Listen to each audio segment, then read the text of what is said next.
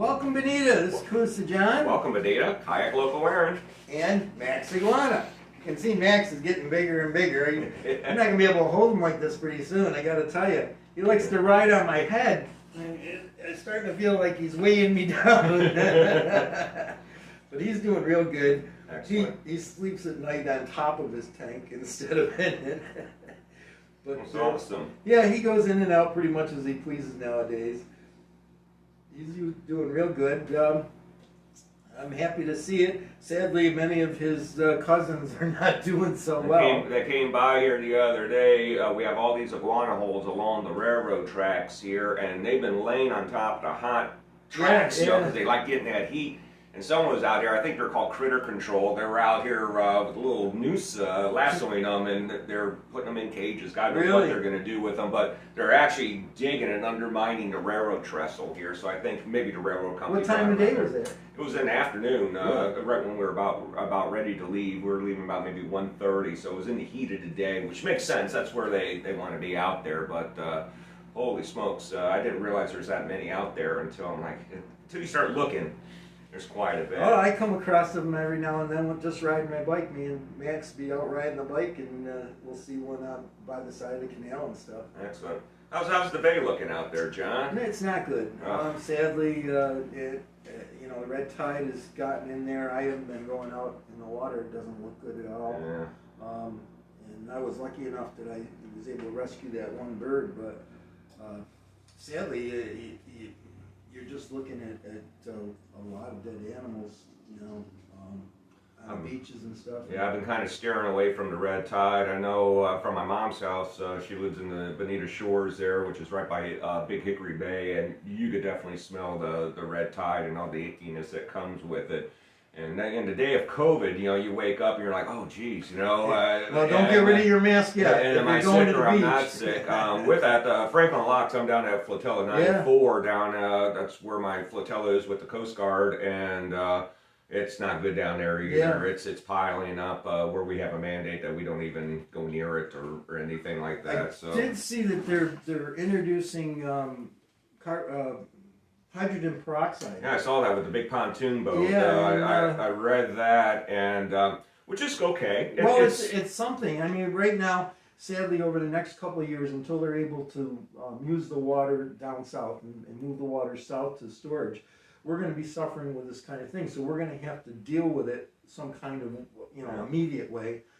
Until then, unfortunately, the Band-Aid approach is it's not the most ideal approach on there. I'm glad they're trying to do something, but you got to stop this from the source, and with that, it's just going to get worse and worse and worse. And I can hear one of our Brian Mast, he's out there. Oh, we got to stop the flow with Lake Okeechobee, working on that. But as I'm reading the article this morning, he's an East Coast guy. He wants the flow to stop on the East Coast and he wants to continue. He wants to continue to flow on the West Coast. So hey, thanks a lot. We're all Floridians here. Let's get that stuff heading south. The problem is the stuff has to go south. It doesn't need to go down to St. Lucie. It doesn't need to go down the Caloosahatchee. It needs to go into the Everglades. Exactly.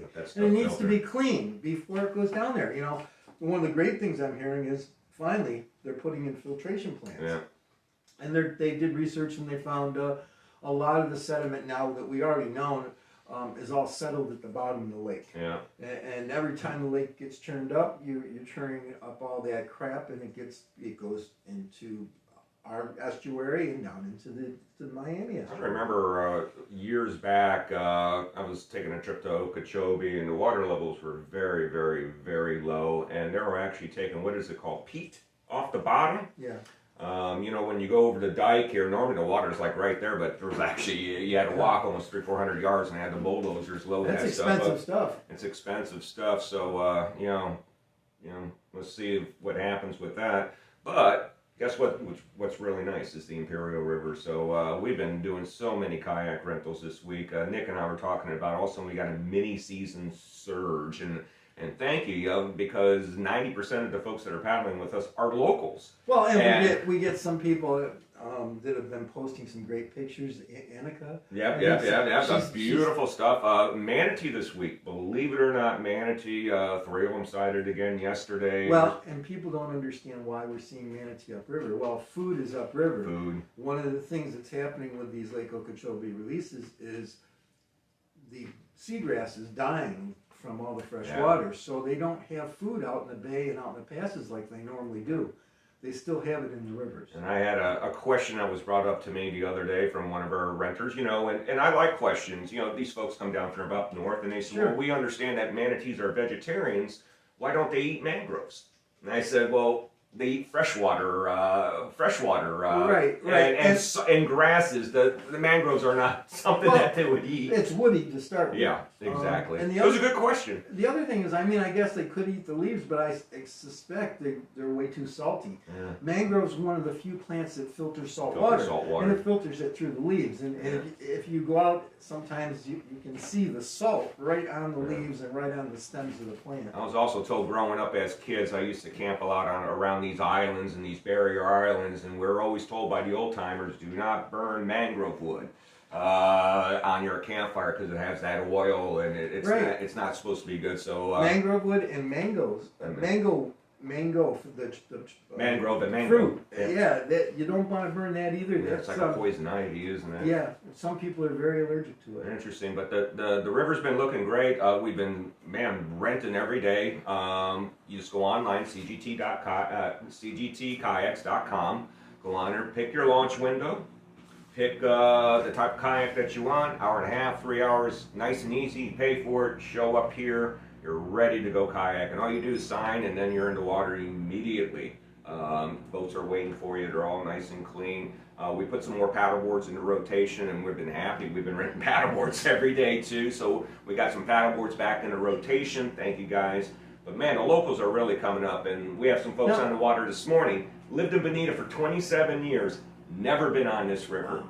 Yeah, and they're out for an experience. They're going to have a nice treat today. There's a tour coming up, right? Yeah, this one's going to be a private one. What we're doing is we're getting back. So the CDC, we're lifting the COVID restrictions. So you notice here we took down all our barrier tape. We all been vaccinated here. We all had our second dose. It's been weeks since we had it.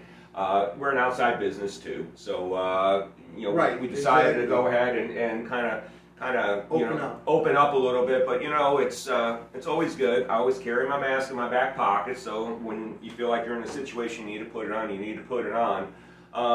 So man, we're opening back up. Things are happening, and so with that, we haven't done tours in almost over a year. Yeah, it's been a while. It's been a while, and so what we're trying to do is ease back into the tours. We have a new computer system, a new booking system, so we're beta testing it with a bunch of friends this weekend. We're going to do a bat paddle, back out there, and I still want to do a Mount Key tour meetup, but we're going to wait till the red tide clears. Yeah, John and I wanted to do that last Sunday, but man, that red tide. John came back on that Thursday and says it's this thick in there, and there's one thing about paddling, but I'm not going to paddle in the midst of a red tide. No, and I'm not going to ask other people to do it either. It's just not a good idea. So I mean, we live here year round. I live here year round. We're going to do it when it's good for us.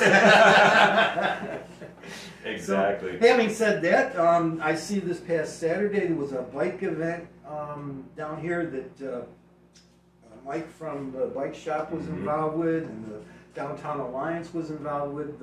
Safety education for the kids. Yeah, fantastic. Helmets, we're giving out helmets and all kinds of good things. So Bonita is really becoming a biker pedestrian downtown area. Yep. I tell you what, the city did a wonderful job with the West Terry expansion with that bike path that goes down. I drive down West Terry when I go down to Publix and Rural King. I'm like, wow, look how nice this looks. And people are starting to really discover. We had a historic preservation meeting last night. We talked about all the different things that are happening downtown, how exciting it is with the Wonder Gardens now doing a lot of business. The McSwain House opened up, and actually people are using it. We're opening up. The river's got all kinds of things going on. We've got the artist cabins opened up now, and the new craft liquor bar will be opening up pretty soon. Fantastic. So, So, it's all excellent. happening right here in Old Downtown. It really is.